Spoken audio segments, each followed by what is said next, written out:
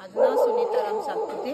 मला ट्रेकिंग करायला खूप आवडतं। मी म्हणजे मिस्टरांबरोबर ट्रेकिंग भरपूर करते। माझे कमीत कमी 300 किल्ले झाले असतील आणि मिस्टरांचे 350 किल्ले झाले असतील। पण हा सुधागड बघायचा राहून गेलेला।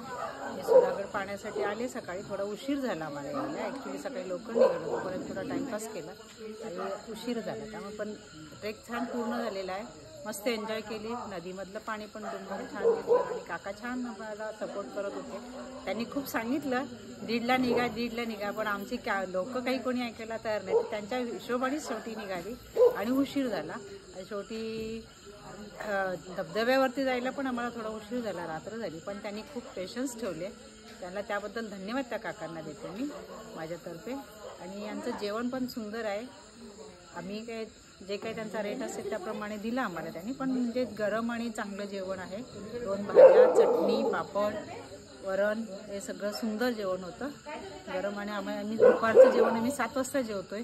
हे आमच्या ट्रेकिंगचा फंड आहे, कारण आम्ही एन्जॉयच खूप करतो।